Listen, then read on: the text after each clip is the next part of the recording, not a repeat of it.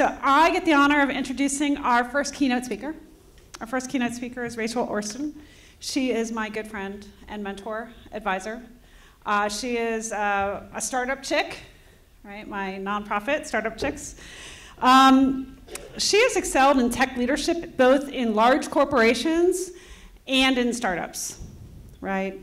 She's worked for EMC and IBM and Microsoft before that. She's also done a number of startups and had success.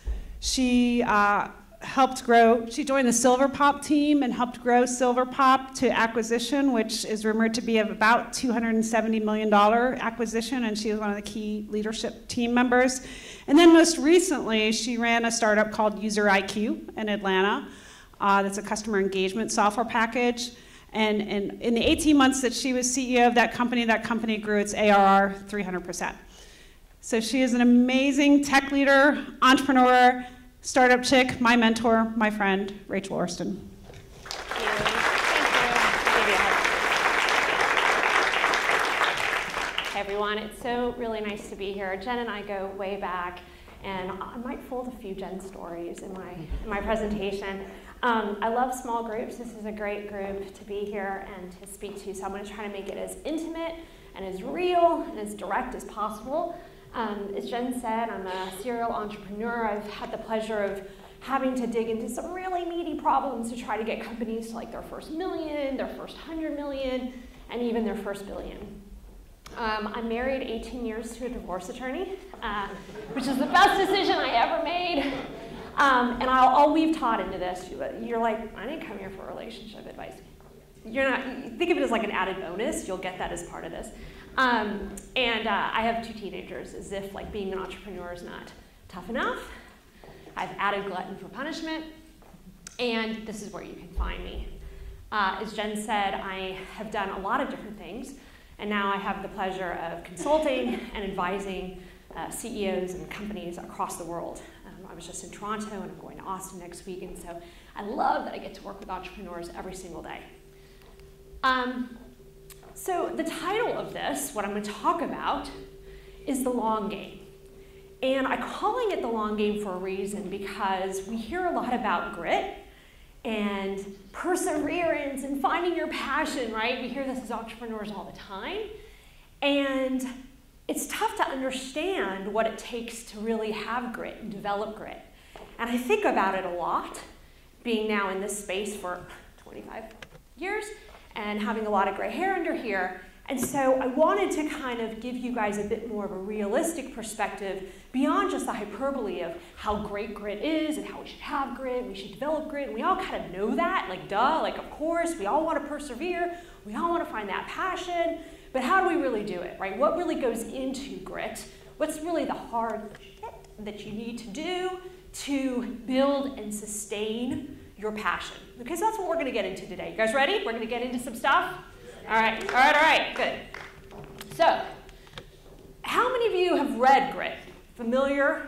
Okay, Angela Duckworth, I'll put some slides up in a minute, but she wrote a book called Grit, it's Passion, Perseverance, and the Science of Success. She writes, grit is about working on something you care about so much that you're willing to stay loyal to it. It's doing what you love, but not just falling in love, but staying in love. How many people are married here or in a relationship? 10 years, keep your hand up. 15 years, keep your hand up. 20 years, keep your hand up. Okay, so a few of you know on it. So it's hard, right? I'm coming up on 20, right? The day in, the day out of marriage, a relationship, right? And so how do you stay in love in your life? Not just in your marriage or in your partnership, but with yourself and with your life. So we're going to talk about that, okay?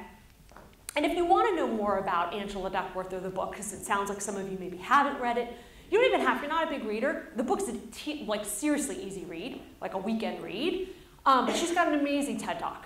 It's one of the most popular, like, top 20 TED Talks. It's super easy. And Grit TED Talk, you'll find it. Spend 10 minutes, watch it. You'll learn a ton. I'm not going to get into that today. Like, that's there. Read it, watch it, enjoy it. But I'm going to get into the stuff underneath it, okay? But I want to at least reference it because it's a huge inspiration to me and to many of the people that I'm going to talk about throughout the presentation. So, nobody wants to talk about or show you the hours and the hours of becoming. I was at SaaStr last year, which is a big Silicon Valley event, and I spoke on a stage, a little bit bigger, a couple thousand people. I was very nervous. And I was up with like the executives from Dropbox and Slack and all the big logos.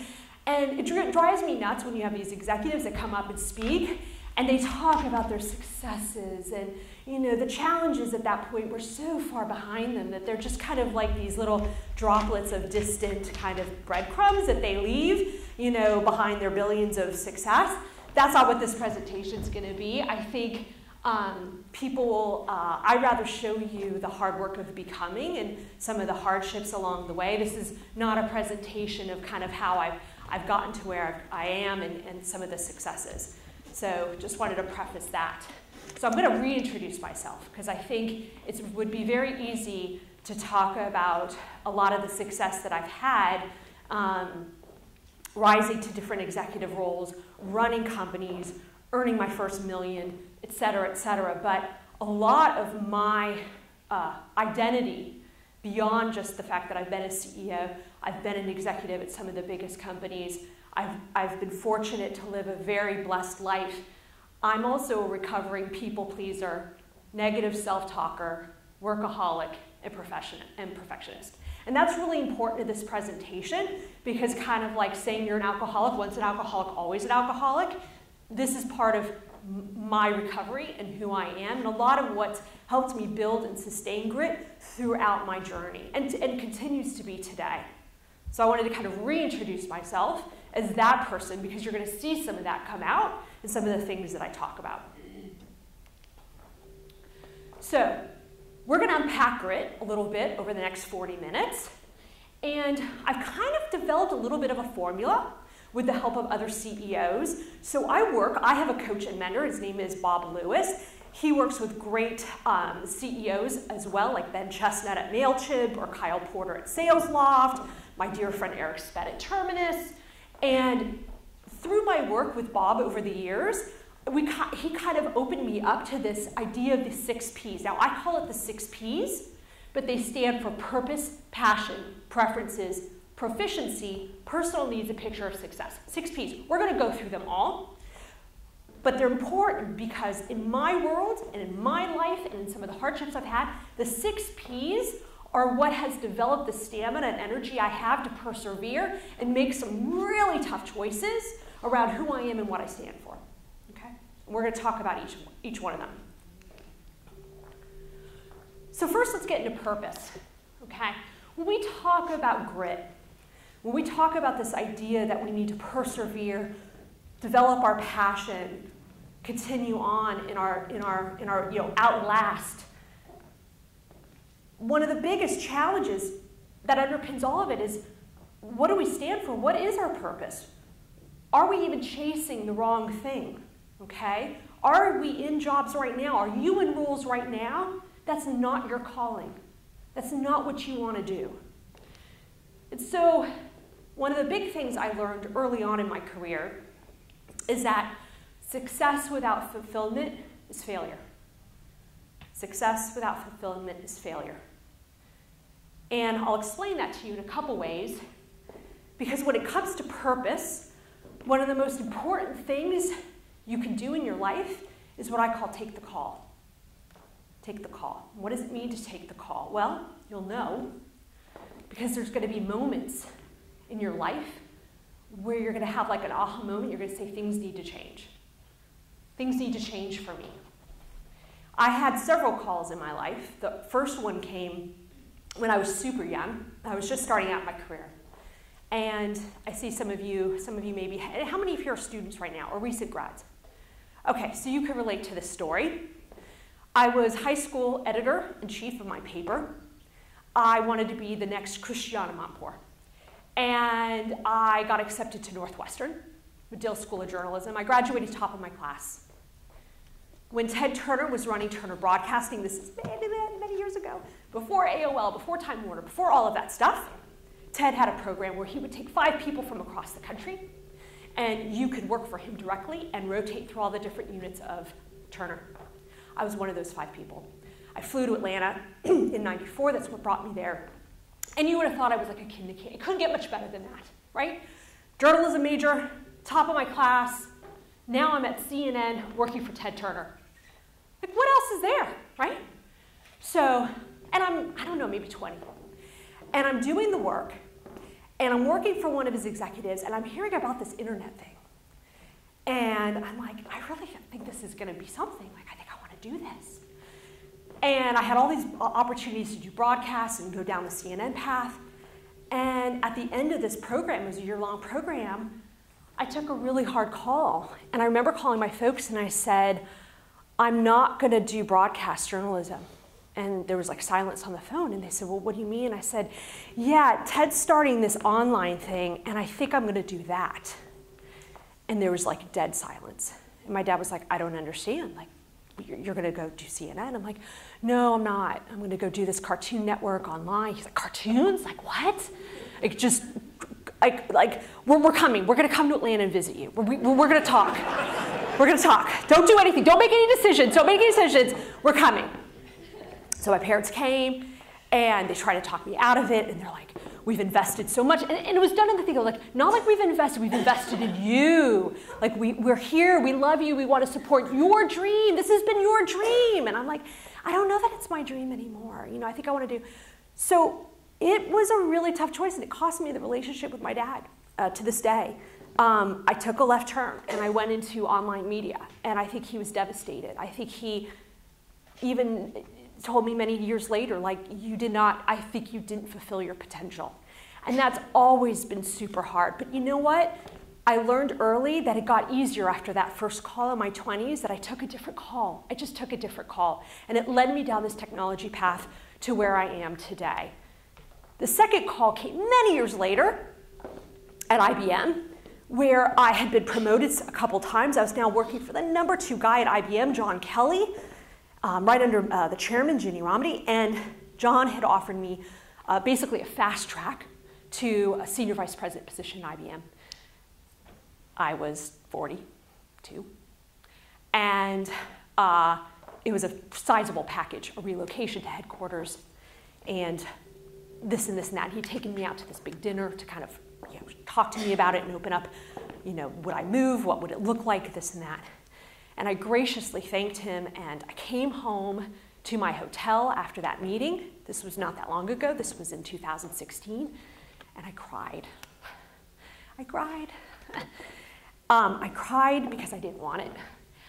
I cried because I had found out maybe 4 days before that my mom had been diagnosed with breast cancer for not her first time, that it had resurfaced, and I wanted to be anywhere but there.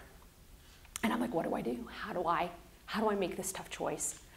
And long story short, I went back to John and I said, I can't do this. I can't do this. And I asked for a leave of absence, and then I ended up leaving IBM with his blessing. And to this day, can't say enough about John and Ginny and the entire IBM team, but I left what would have been an amazing package and career track at IBM to continue to follow, not just what I wanted to do, but what I needed to do at that time, which was be with my family.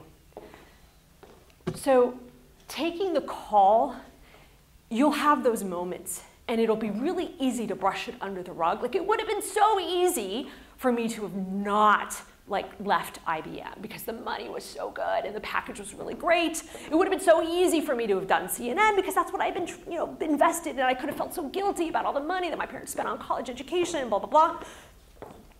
So why did I make those choices? Like, how do you do that? How do you have the cojones to say, I'm not going to do CNN, or I'm not going to take this 6-figure package, John, and I'm not only going to do that, but I'm going to leave. Sorry. How do you do that? How do you have the courage? Well, part of that, I think, comes from passion. Now, let's get into passion a little bit, because that's what drives your decision making. There's other things, we'll get into that in a second. But part of that is also, how do you want your state to look like? Passion is about, are you operating out of your values? Okay? The problem is, our system, our society, whether you want to call it the US educational system, we're very goal-oriented people as Americans. We set goals, we're time constrained, we do annual resolutions. Our world is very time-bound. But the reality is you could change your life at any moment. right? I got those calls. Those didn't come January 1st, right? They come in the moment when they do. And the reality is that your goals, your purpose, it isn't time-bound. It isn't time-bound. What you want to do, how you want to show up in the world, what you want to be is not from January to January. It's not quarterly. If you're setting time-bound goals, that's your own crap. That's not the reality of life. And so my goals were not time-bound. So when John offered me this huge package, it wasn't really, like that was great, but that wasn't my goal. My goal was much longer than that. And so if life is more a flow, and more of a day-to-day, then what routes us in the ups and downs? How do we get past the offers, the bypasses, the decision-making, right? How do we manage that flow of decision-making? Well, a lot of it, in my experience, comes from values. It comes from the values of who you want to be and how you want to show up are really what ends up anchoring you in those tough times. It's what ends up anchoring you. My values have been my anchor throughout a lot of this. But what's interesting is I think a lot of people don't know their values. I think we don't know our values. I know I didn't know my values. When I think about values over my career, I think of them almost like a graffiti wall, like layers of words and meaning and experiences, and almost like it's almost hard to read the words on this slide. Sometimes I feel like my experiences layer on, and I lose sight of what's important to me. I sometimes lose sight of what matters, and I think as human beings, especially entrepreneurs, because we're all about action, we're all about momentum, we're all about movement, we're all about starting stuff, that we get into the motion of things, and things start to layer on, and experiences start to happen, and we don't take the time to really step back and say, what does that mean to us? What are our values? What do we take away from that? And so if there's one piece of advice I would say is take a toll of your experiences and think about when did you feel the most excited? When did you feel the worst? When did you feel empowered? Were there moments that you just didn't want it to end, where you're like, I could go all day and do this? Your energy level was just so high, you're like, this is the best thing I've ever done. And are there moments where you just feel completely depleted and you're like, this is awful, I want to be anywhere but here, right? Taking a toll of those experiences start to really bring into what matters to me? How do I want to show up? When am I my best? When am I not? And so it's really important to separate values versus goals. We collapse them. We think they're the same. They're not. They're not. And by the way, I'm not saying you shouldn't set goals. I'm not saying you shouldn't be focused and goal-oriented. I'm just simply saying don't get caught up that goals equal values and that your bigger purpose is a goal, because it's not. It's not. As you continue, if you've been doing this long enough, goals come and go, deadlines come and pass. Your bigger purpose, your values, those should transcend you and again, anchor you through those goals, through those experiences. So purpose and passion, purpose is really why do I exist, right? So this is my purpose. I just happen, and I'm big on writing it down. And so if there's one thing I can encourage you coming out of something like this is think about your purpose. I started writing down my purpose in 2012, and I rewrite it. I revisit it every year. Is my purpose still the same? Am I still aligned with my purpose? And then how do I want to exist, right? When am I the most passionate, and when am I the least passionate? And I write these things down because it anchors me and reminds me of where do I want to be and why. When those times do get hard, when the offers do come, and the decision-making has to happen, right? When those calls come in, and they will, and they're going to come in for all of you. They probably have. We can be right for the world, or we can be right for ourselves. So I go back to my dad, right? People have expectations for you. They want you to fulfill certain potentials, right? I grew up in the 80s where I went to an all-girls school out in Los Angeles where I was told I could be anything, right? I could be anything, right? And all my parents wanted me to do was fulfill my potential. But let's not make any mistakes. They had some very specific views of what that potential could be. And that's okay. And that's okay, but it wasn't mine, right? And I bet you guys, if you're parents or you have parents, you know what I'm talking about, right? There's what you want to do, and then there's what other people expect you to do. And those are incredibly hard to reconcile. And oftentimes, in my opinion, they're one of the biggest things that get in the way of grit. They're getting them because it stops you because, and especially me, let's go back to my introduction, right? I'm a people pleaser. I don't want to disappoint people. I don't want to let people down. So putting myself and my own needs above others, really hard for me to do because I don't like to upset people. I'm not confrontational. I want people to be happy. I'm in the service business. My expertise is customer experience and success. It's what I do. So you can imagine the conflict of that's my passion, customer success and experience, people pleaser. Like, how do you reconcile that? It's really hard. So there's a misalignment. There's a misalignment, right? When we want to make people happy, our spouses, our children, our parents, people around us, we want to fulfill some sort of external expectation, but deep inside we know that it might not be ours. It might not be what we want to do. And I've seen that show up in physical stress. I've seen that show up in broken marriages. We'll talk about that. I told you I'd bring my husband up in a little bit. But we see that misalignment. And I think it's important that we talk about it because these are the conversations we don't have. We don't talk about these things enough. And that's why I'm here. When Jen asked me to speak, I was like, oh yeah, I'll come. I'll drive 4 hours from Atlanta. We'll have this conversation. So again, a lot of times what's really in the way of grit and why it's so easy to talk about perseverance and passion and read the book and watch the TED Talk, that's all great. But what really gets in the way, in my opinion, of sustaining grit is this fear that we have of living to other people's expectations, caring, being afraid to fail, right? All those things get wrapped up in our world and it keeps us from doing what we want to do. I think, is it Eric? Is Eric in here speaking on failure later at the end? I don't know if he's in here. We've got a presentation too on fear. Is it Ashley and Nate? Ashley and Nate? Ah, awesome. You guys you're right after me, right? So we're going to talk about fear. I love it. We're going to get more into. We'll unpack it. You'll unpack it for me, okay? Because I'm not going to. Okay, cool. All right. But here's the thing, right? How do we develop the skills to combat this? So if I'm giving you, if you're like, I get it, Rachel. Yeah, you're right, and I probably can check some of these points up here. So what do I do about it? Okay. Well, you have a choice. It's a mindset. It's a perspective. You could choose to have fear. You could choose not to have fear. You could choose to want to live up to your parents' expectations or your spouse's or somebody else's, or you could choose your own, right? It always comes down to a choice. You always have a choice. I've learned that early on. You always have a choice. You can't choose what you were born into. You can't choose your race. You can't choose certain things, right? You could be born into poverty. You could be born into privilege. But you can always choose your mindset. You can always choose your attitude.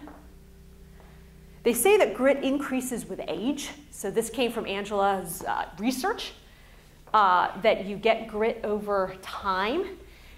I kind of buy into that.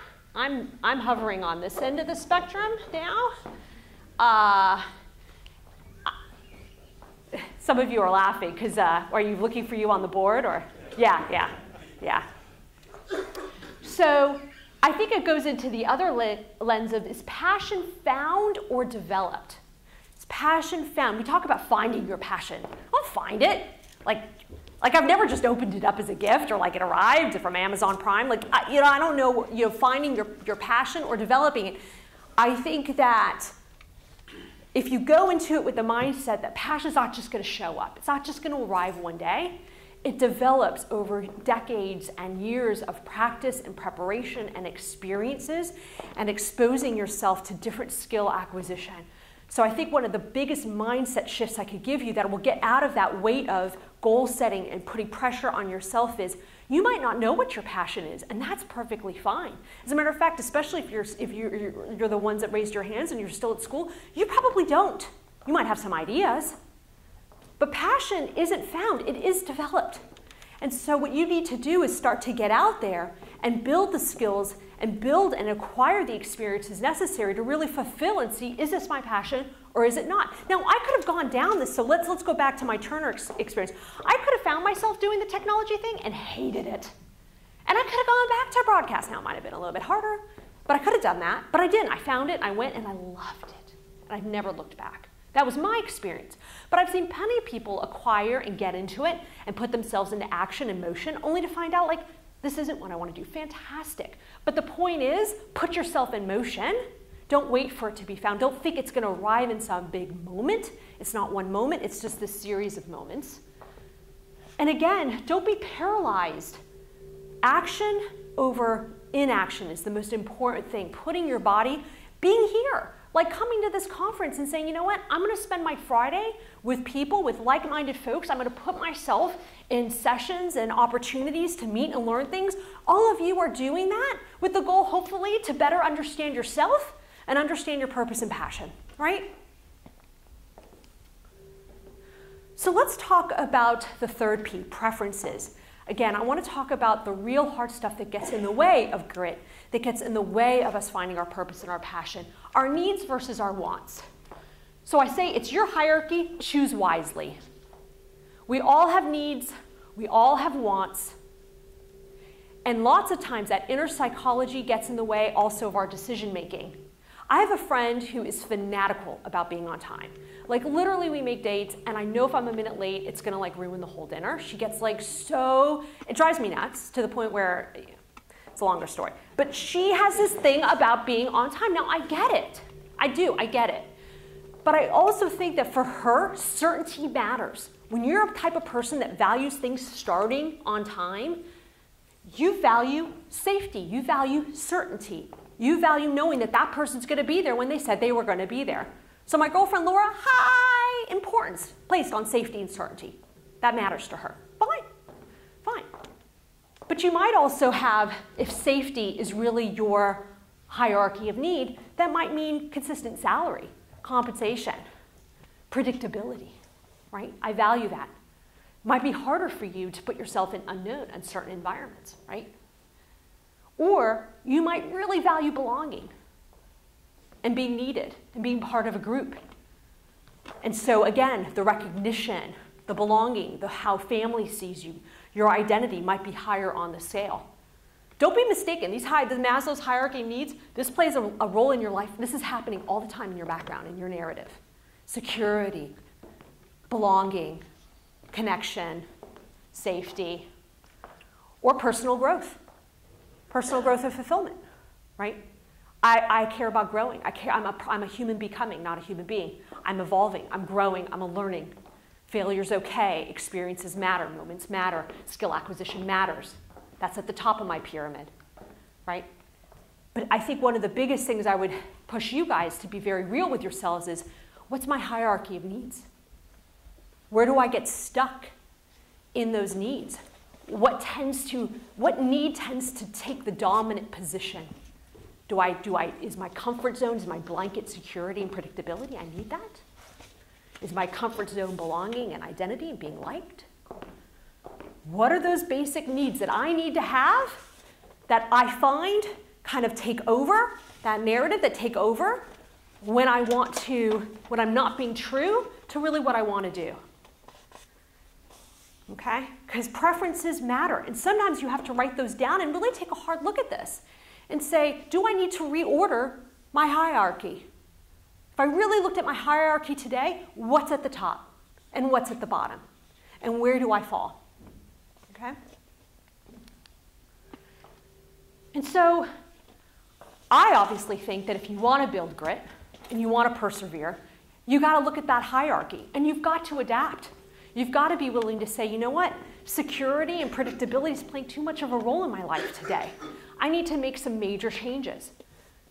I have some incapabilities. I do have some limitations. Maybe I do give a really big crap what people think, and that's keeping me in a narrative of pursuing things because I'm so worried about failing or somebody criticizing me that I stop myself from going into hard places and really putting myself out there, right? That might be one story.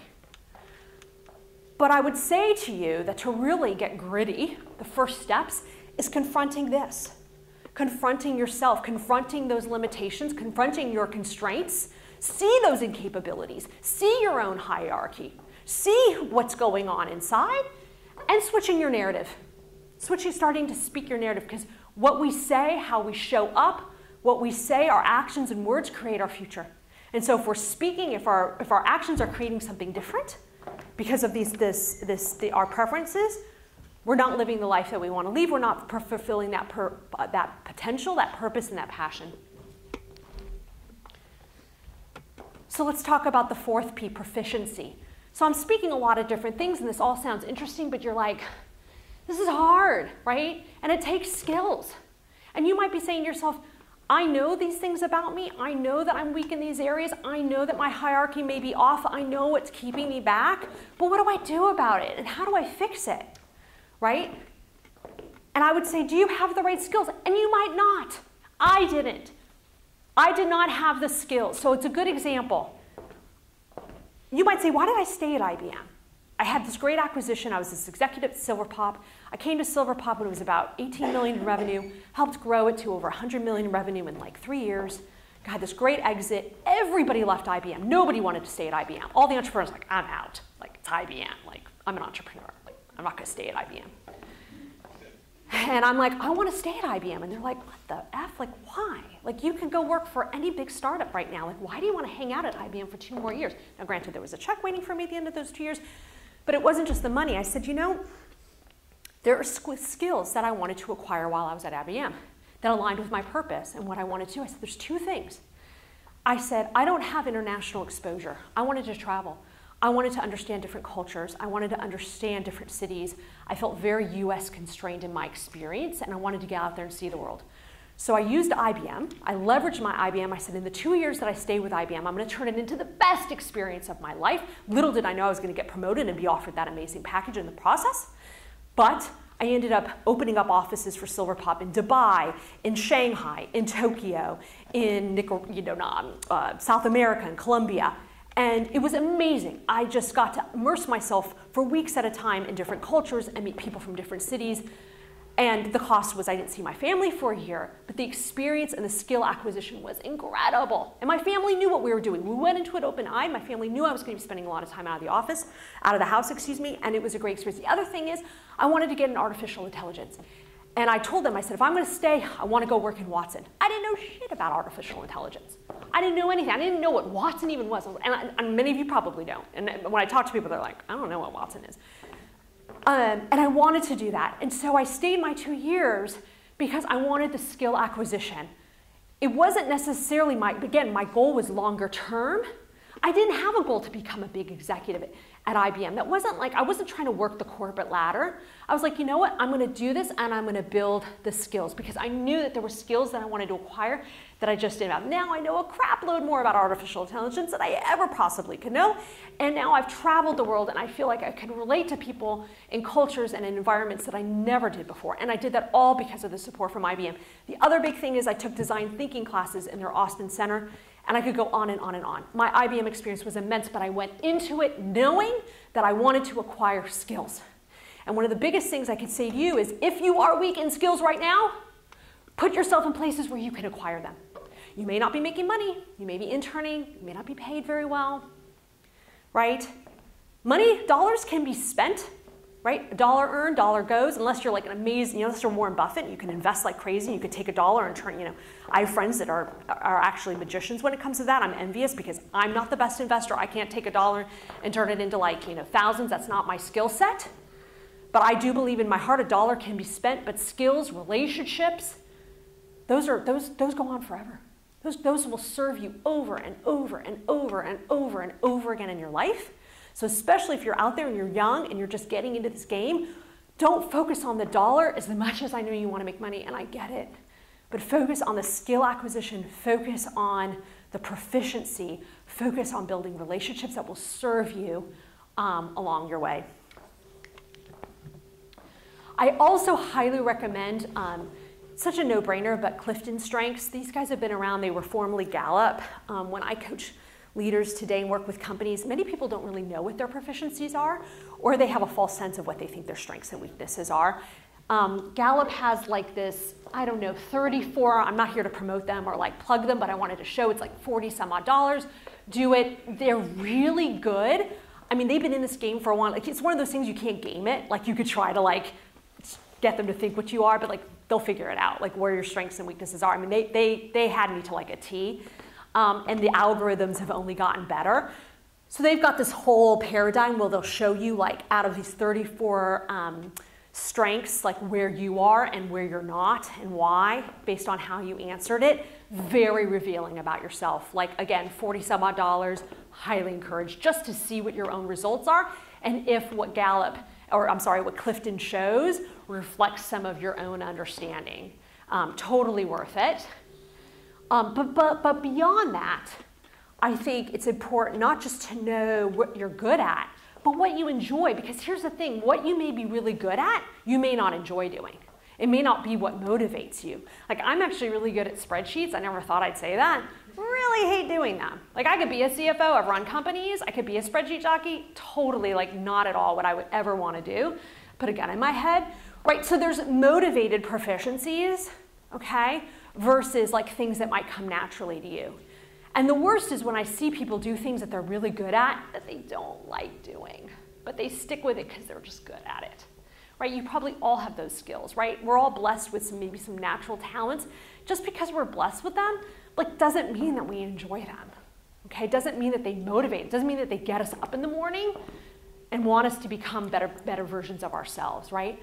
So I would say, in addition to understanding and building your proficiencies and knowing what they are through something like Clifton Strengths, but then also going out and getting those experiences, I'd also take a hard look and say, of my strengths, which ones really motivate me versus which ones don't, okay? Because values need nurturing, right? Proficiencies need nurturing. Even our own values get tested, right? We talked about values early as that anchor that grounds us through the ups and downs of decision making. I have 7 values. I don't have them listed all here, maybe on another slide.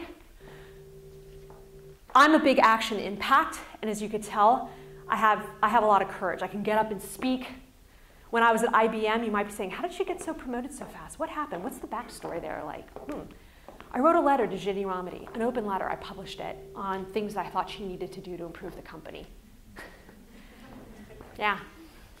People thought I was crazy. They're like, you're going to get fired. I'm like, I don't care. I'm like, if I'm going to be here for 2 years, might as well make my mark. Again, I was short term. I wasn't even like trying to climb the corporate ladder. And I wrote Ms. Romedy a letter. And I said, Ms. Romedy, I'm new. You just acquired the company that I worked for. And if you're going to like be successful in software as a service, these are some of the things I would change. And the next thing you know, I got a phone call. And they're like, we'd like you to come up to corporate. And I go, why? They're like, we'd like you to discuss your letter with you. And I was like, oh, Jesus. So, and my journey continued. So I value courage, but honestly, things that I struggle with is the journey, like knowing the difference between failure and failure to act. It took me a long time to get the difference between the two. Do you guys understand that? Like understanding my own failure versus not doing anything. Like, I'm glad I wrote Ginny that letter. It led me down this whole path. I'm glad because I never would have known what would have happened if I hadn't taken that step versus like the fact that I never would have gotten somewhere at IBM or I would have stayed like employee number, serial number 54412, I think is my serial number. Strength is one that I've struggled with as well because I value being strong, right? Women, female leadership, right? I value strength. I've got a daughter, teenage daughter now, going through all those insecurities and body image and all that stuff.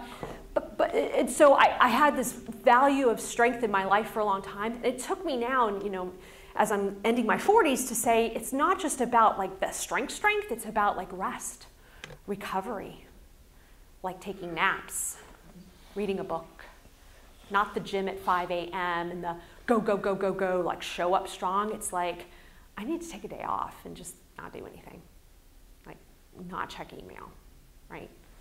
Like I need to renew myself if I'm gonna show up strong for my daughter, strong for other leaders that I'm coaching, et cetera. So strength has taken on a whole new meaning only now in my late 40s that it did when I was in my 30s and 20s. You wanted to be strong female leader, right? So nurturing, right? Values need nurturing all the time. I think probably the hardest proficiency that we're all working on as human beings is authentic confidence and self-worth. I think if we're all honest, right, we're all entrepreneurs, you're here, you're taking initiative, we all want to, again, find our purpose and our passion. I think we are our best critic. I think we need to kill that inner critic be more open to being wrong. One thing I started doing that was advice to me by Kyle Porter at Sales Loft is he said, Rachel, do you have like a best hits list, like your own best hits list is what he called it. I said, what do you mean? He's like, I'm not talking about your accomplishments, but like times, like do you keep a journal of times when you've really like made an impact in your kids' lives, or just small moments that really, where you felt you were your best self? And I said, no. He goes, you need to start doing that. He's like, you really have a lot to offer, and I don't think that you give yourself enough credit. I think I was beating myself up about something, and I called Kyle because I was upset about something that I was dealing with at User IQ. And he kind of interrupted and like changed the whole conversation, because he's like, this is very negative. You're really overly beating yourself up. Create your best self list. I think as entrepreneurs, again, killing that inner critic, being negative, we don't take the time to document all the positive things that are going on, the small moments, the small wins, what I call the best hits list. I do think that confidence and self-worth does come in looking your best. I do think that we don't take enough time to take care of ourselves, whether that's eating well or exercising or just meditating and resting and taking naps. I'm not here to give a whole speech on that. That's not what I'm here to talk about. But I do think there's a high correlation between when you feel you look your best and how you feel about yourself. How you feel about yourself. And I'm just going to say it. And there are a lot of people out there that don't like how they show up in the world physically or how they look, and that also keeps them from performing their best. I just see it. When I coach executives, when I see them, when they have to give presentations and they're beating themselves up, or I talk to CEOs and they're like, oh, I went to this big dinner and I ate way too much, or I did this and now I feel like crap today. And I just think taking care of yourself in a meaningful way does, whether it's nutrition or exercise or rest, really does impact how you show up and how you feel about yourself. And I do think it has a big impact on stamina in the bigger conversation that I'm trying to have with you around grit and perseverance, over sustaining yourself over time. It is a long game, right? It's a long game. So are you physically in the best shape for the long game? Mentally, physically, all of that good stuff, right?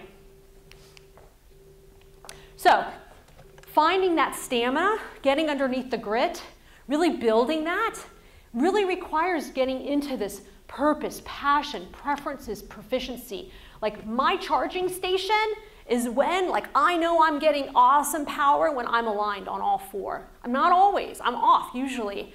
Week by week, month by month, something's in revision, something's kind of going through an evolution. But when those things are humming and I feel like I'm plugged in, I am plugged in, man. And I could go for days, I could go for weeks. And I have. And people are like, Rachel, you have an energy, where does it come from? How do you keep doing this?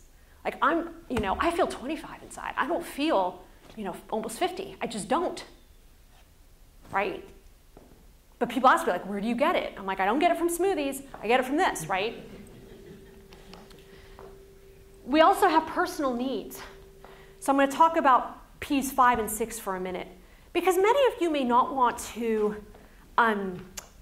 start your own business. You may thrive in team environments. Many of you probably work in companies today, and your goals aren't necessarily to be your own boss or create your own thing. You might just want to make an impact where you are, in the environment that you are, in the place that you are, in the city that you are, in the community that you are.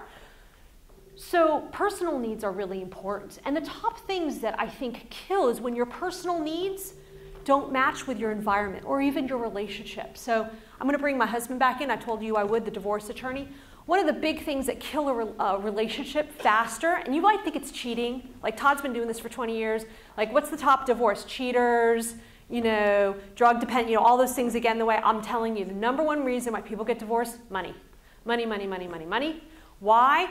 Because people get married, they have different expectations of what they want in life, right? We talk about living other people's expectations versus your own. Spouse wants you to do X, maybe spouse doesn't want to work, spouse wants you to do Y, conflict, conflict, conflict, conflict, resentment, resentment, right? So it's really important that in this conversation that I'm having with you about values, that you match that against your spouse or your partner or whoever you're in a relationship with or who you're with or who you surround yourself with. Are you with people that share the same stuff? Or is there misalignment there? Because your personal needs may be very different than your partner's personal needs, like security or money or compensation or time off. Like these are the big things that can really hurt you. And lastly, I would say picture of success. Like, is the work you're doing today supporting and nurturing your long-term potential? And you guys are either working in environments today that are totally nurturing your skills or they're not. And you have to, I can't answer that question for you, but I think you have to picture your long-term success, picture what it might look like, and really ask myself, am I in the best place today to really nurture my passion?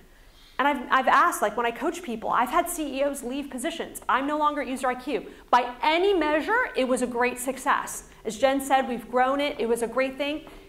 It was not a fit for my picture of success. And 2 years in, I had brought the company to a great spot. Investors were thrilled. Everyone's happy. I needed to do something else. It was not my picture of success. It just wasn't. Fit isn't right or wrong. Good or bad, fit just is. Fit just is. You either have fit or you don't. Again, fit isn't right or wrong. Fit isn't good or bad. Fit just is. It just is. I wasn't a fit anymore where I wanted to be at User IQ. Okay. And I think it's also important when you're picturing your success, like who's in the picture with you? Right? Who's in there with you? Like, and I'm not just talking because you tend to take on the personalities of, what do they say, like the 5 people you hang around with the most.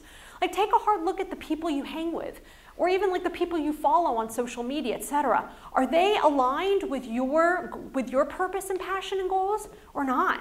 Are they draining you? Are they taking you away? Are they distracting you from the things that you know really matter or not? Like, who's in the picture? Who's in the picture with you? And lastly, I think big changes come with small habits. You know, I have learned, again, back to this idea of rest and what strength really means and slowing down. If you're always racing to the next moment, what happens to the one that you're in? And so I am a big Panda Planner fan, if you guys use Panda Planner. But starting some small rituals in your life, like I'm a 5 a.m. waker, I keep a journal. I review how I'm feeling. I check in with my emotions. I check in with my priorities. How am I feeling today? Did I have any big wins? I was very uncomfortable, like reviewing my wins. Like I didn't do anything today. I did 5 things. Like, I don't know if those are wins. But like rewarding myself and actually writing down what went well and getting into that habit because I'm such a tough critic. Like getting into practices, I highly encourage slowing down for those of you that want to get into more of a present mindfulness state of getting to grit and understanding it. Like all the things I've just talked about, if there's one thing I could leave you with is like start a journal. I don't give a crap if it's Panda or not. Like I just happen to show that. That's what I use. But like blank notebook and just start every day journaling like what is my purpose? Do I have some values? What do I think I have? What do I think I don't have? My proficiencies. Did I win today? Did I do something great? Did I not? How am I going to improve the next day? 10 minutes, just start that ritual. It's huge. And I go back sometimes and look at back pages and see where I am today versus what was I thinking a year ago? Like, what was my mindset back then? How have I evolved? Super helpful. And the last I would say is just be more intentional, because grit is being intentional. It's not, again, you don't just like run into it. You have to really be intentional. If you want to build grit, if you want to build stamina, all those things I just talked about requires you to actually be thoughtful. This is actually a real picture. This is over down on 30A, and I go paddleboarding on that lake. And I'll just sit out there and think about where am I and do a lot more reflection than I ever have. And I think those things are really important because so much of building grit and stamina is there's a level of intentionality in it. You have to sometimes take the break, take the pause, and really say, am I being intentional with my life? Am I taking the time to really think critically about where I am and where I want to be? So we're going to wrap up here. Sometimes you're going to have to stop some things, and that'll be really scary too. You're going to have to stop, and sometimes starting new things are going to require you to say no and stop others. So you're going to have to maybe take some things off your list. And those are hard. Those are going to be some hard choices. I do have time for one quick video, if Corbin could tee it up, and then we'll wrap it up, and I'll take some questions on those 6 Ps. But I would only say, too, that like if your voice isn't strong enough to kind of serve you, like if you feel sometimes me coming up and saying it, and then you go away, and all those other self-doubts or things fill your head, There's great speakers like Tom Bilyeu and others. When I was at my lowest point, or when I felt like I couldn't figure out what I wanted to do, I'd listen to Tom in my head all the time, and I'd hear him talk to me and give me the strength. So I wanted to share Tom with you because Tom's been my voice when I couldn't speak for myself. So Corbin, are we able to tee up Tom? All right, let's do it. Everybody wants to be successful, but virtually nobody understands that success is a path. It's a process. It's not a finish line. It's not something that you do once and then you finish. It is literally the systematic acquisition of skills. And as Scott Adams said, every skill you acquire doubles your odds of success. And that's it. That's the secret. If you really want to do something in your life, if you really want to be great, if you want to smash it, if you want to be remembered, the key is to acquire as many skills as you can, because everything you bring into your world gives you an exponentially greater chance of winning, of doing the thing that you want to do. You have to be totally focused and committed on gaining those skills. And as The Rock pointed out, success at anything will always come down to this: focus and effort. And we control both. Once you understand that that's what you have to do, you have to get control of yourself. You have to stay focused on something. You have to learn the discipline and apply it on your path to success to acquire the skills that you want to acquire. That it is going to demand of you that you work harder, you work smarter, and you work longer than anybody else. And that's the fucking secret. There really is no grand mystery. If you want to be successful, if you want to do something other people can't do, then you have to become capable of the extraordinary. You have to become capable of doing something that other people can't, and that is the best possible news I could give you. Because it doesn't matter what you're born with. It doesn't even matter who you are. What matters is who you want to become and the price that you're willing to pay to get there. And let me tell you this, the price is known. And that price is the acquisition of skills. That price is getting so good that people can't ignore you. That price is being able to beat anyone at the game that you've chosen to play. Once you get to that point, once people stand back in awe when they watch what you're doing, then you will have won. Then success will be yours. But it was, in no uncertain terms, the result of the path that you walked. And as Angela Duckworth knows, enthusiasm is common, but endurance is rare.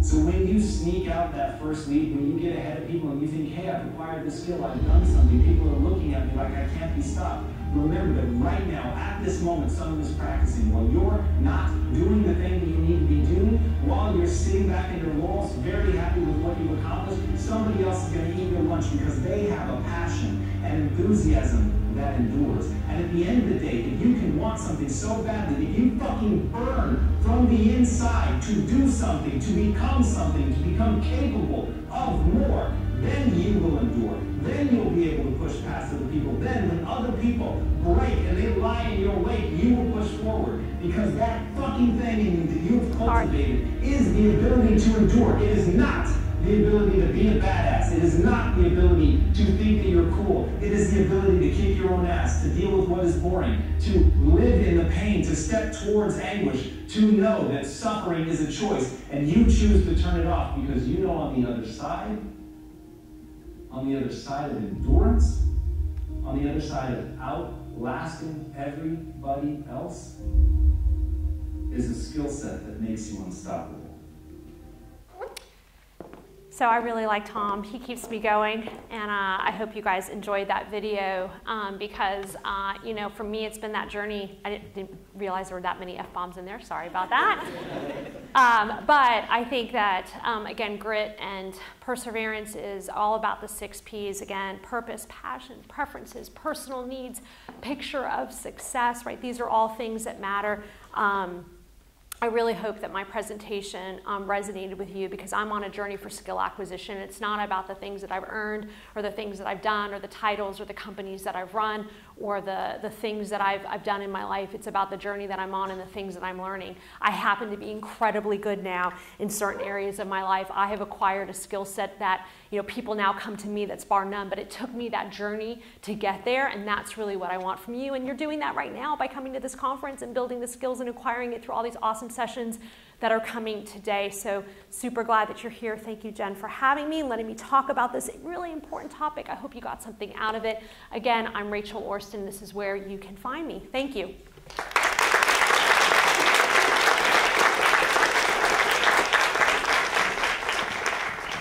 We have time for a couple questions if anybody has any. Courage. Let's test it. Not all at once. Phil, yes. Great presentation. Very inspiring, very informative. I suspect at your age, and certainly at my age, as you think back on your life, Yeah. you've sort of gained new insights about the framework and The where 6 you Ps. stand. Yeah. So I'm curious, if you think back in your 20s, 30s, Yeah. 40s, which of these things did you sort of accumulate as you got to each point in your life? I think proficiencies, definitely. I was more intentional about proficiencies, but I had to be intentional about it. I knew what... Now or early? Early. And that's why I'm so passionate about coming in and talking to folks younger in their career about not getting caught up. I see too many young people being all about the promotion and the money. I mean, I've got folks that worked for me that, you know, a year in, they're like, when am I going to get a promotion? I'm like, it's not about the promotion. It's not about the title. It's about, are you acquiring the skills? I ask, what are you learning? What are you not learning? So I think that's something that I was very smart that I learned early on was acquisition of skills. I didn't call it that. I mean, I'm able to now come and talk about it, but I had and there were times where Todd and I, like, we didn't have enough money for groceries. I mean, there were days where we had no money, but I was aligned with somebody who had the same values as me. That's where preferences come in, because if Todd wanted to have a certain quality of life, if like money mattered back then when we, you know, I would have made different choices. Does that make sense? So I think personal needs was also very aligned back then. I've also seen young people make a lot of money early on and they acquire material things, and then they're in a trap of a lifestyle that keeps them from learning, because then the money takes over the personal development and they're stuck. And they're stuck because they've enjoyed so many nice things so early on. Does that make sense? Yeah. Good question. Yeah. Thanks so much for coming and sharing your experience and journey. I've seen a lot of entrepreneurs that are successful, such as yourself, that kind of speak negatively of their workaholicness and Yeah. Hi. Let's speak kind of negatively about being a people pleaser, workaholic, perfectionist. Don't you think that also is part of your drive and what has made you successful? I'm kind of the opposite of those things. I'm as lazy as possible to do the least amount of work possible. And I definitely see that in other people that I admire and that are successful. They have that kind of innate drive that pushes them forward, and I kind of attribute it to those elements in a lot of ways. Yeah, I think it is a huge part of my identity and who I am, so I'm public about it. I do think it helps you, but I think it's all mindset and how you frame it. So rather than me saying, like I used to be, saying, I suck at this or I suck at that, I frame it as I'm learning, I'm developing, I'm growing. I will say that drive does matter, and that's where you have to go back and find that, because I will tell you that if you're feeling that way right now and you're not feeling like you have that drive and that, necessarily that, I find that what will happen is if you find your passion and your purpose, like, do you feel like you have that yet? yeah, no, I'm being dramatic. Yeah. Generally I'm much more, I guess I would say, I try to be as efficient as possible, so I'm not always looking to do the most perfect work, but I'll do. Yeah. I think the best way to frame it, and I think what I would say, whether you're self-critic or not, is be competitive with yourself. Like, I would say I've turned a lot of my negative feelings and self-critic as I'm competitive, and I'm okay with that. I want to win. I'm deeply competitive, but I'm not competitive with everybody else around me. I've turned a lot of the things around me that the only competitor is me. It's me versus me every day. And so I've been able to take some of those negative things and take that drive, that competitive spirit, more against always being competitive with myself. But I do think it matters. And I would say that find that competition, like find that competitive spirit, like believe that you're always trying to be a better version of yourself. It does make a big difference. And if you see in people that, I mean, I don't know how I would function a different way. So I appreciate you noting it. I don't know that you don't have to have it, but I think of all of them, be competitive. Want to win. If not beating other people, just be the best of yourself, like compete with yourself all the time. That's very healthy, in my opinion. I don't know if that answered that, but yeah. Hey, I'm curious about how quick is your switch? When you spoke about writing to Ginny? executive at the Yeah. company, or okay, thank you. Hey, I'm asking how quick your decision switch is, because one of the things that stuck out in the presentation was the idea of action over anxiety. Yeah. And I think a lot of us might be inspired to do a thing, but the time that it takes from getting the idea to actually executing the idea, I think that's something that can be exercised. But I'm just wondering, how quickly do you go from I have an idea to executing your idea? Very fast, very fast. I keep a journal next to my bed. I have a lighted pen, so I don't wake up my husband. When I write down ideas, and I move. In the letter to Ginny, I showed it to Bill Nussey, who's my mentor, was an investor in User IQ, the CEO of Silverpop. He thought I was nuts. What Bill won't tell you is he did his own letter after I did mine. This is a separate story. He was like, I don't think you should send it. He's like, I think it's good that you wrote it. You wrote it for yourself. Don't send it. And I said, I'm going to send it. I sat on it for a few days. I shared it with a few people. I'd say almost all of them told me not to do it. They said, you're either going to get laughed at, or worst case, they're going to see you as disgruntled and that you don't believe in the company, and they're probably going to fire you. But I moved into action. After I wrote the letter, I sat on it for about a week, and then I sent it. That dinner I had with John Kelly, where he offered me a multi-six-figure package and relocation and a higher role, I went back the next day and asked for a leave of absence. I cried all night. I spoke to my husband. I went back into his office. I wasn't going to leave New York without telling him that I couldn't take the job. And I was done. And he supported me. He said, do what you need to do. And I took a leave, right, literally within 24 hours. So I'm a big, quick action person. That's me. Because sometimes you just got to do it. And it gets easier. It gets easier over time. What? That's courage. Courage, yeah, it's a value. I value courage, yeah. It's aligned with my values, yeah. We'll do one more. Good question. Had his hand up for a while. Who has? Oh, I'm sorry. Perseverance. That's right. You talked a lot about mentors and that you've had several over the years. Yeah. I think a lot of people early in their career have a hard time figuring out how to find one. So can you talk a little bit about how you found mentors, or they found you? Yeah, it was a combination of both. They found me. So Bill and I've done 3 companies together, and we can't stop working with each other. And now I would say he would probably say I'm a mentor to him as well. It's reciprocal, but that took years, and we've been in this game for 20 years. Bill Nussey, former CEO, he's now starting Solar Innovations. He's going to change the whole solar landscape. But others I had to seek out. So for example, I always admired Dave Kyle, QA Symphony. You guys might have heard that business. They sold to Tricentis this year. Dave I heard him speak, kind of like you guys listening to me speak, and Dave was just like, I was on fire after listening to him. And I tried to figure out who knows him. And I reached out to him cold and I said, I think you could help me. Would you grab coffee with me? And Dave is a mentor. Very different than Bill. So the other idea I would say is when you get mentors for certain things, like Bill, very engineering focused, very technical. Bill's very introverted. I go to Bill for certain things because I know Bill's sweet spot. Dave, very cut to the chase, finance, sales, transactional, negotiation. When I'm doing something that requires that level of skill, I'll call Dave. So 2 advice I would give you. Absolutely courage. If you admire people, you'd be surprised how many people will take that call. But you have to reach out. Like, I didn't know Dave from Adam. As a matter of fact, I probably could have gotten an intro to Dave through other people. I didn't even think to do that. I just reached out to him directly, and he responded within like a day. He's like, yeah, let's grab coffee. So I think you'd be surprised, especially if you do it in like, hey, I watched something. Like, you have to make it personal. I read something. The other thing I would say is Tim Ferriss just came out with a book, Tribe of Mentors.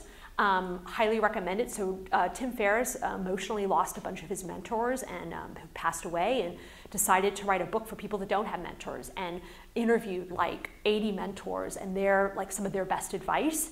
It's a great book to inspire you, and you might want to reach out to some of those people. So that's what I would encourage you to do. Yeah, tribe of mentors. Great question. Thank you very much, Rachel.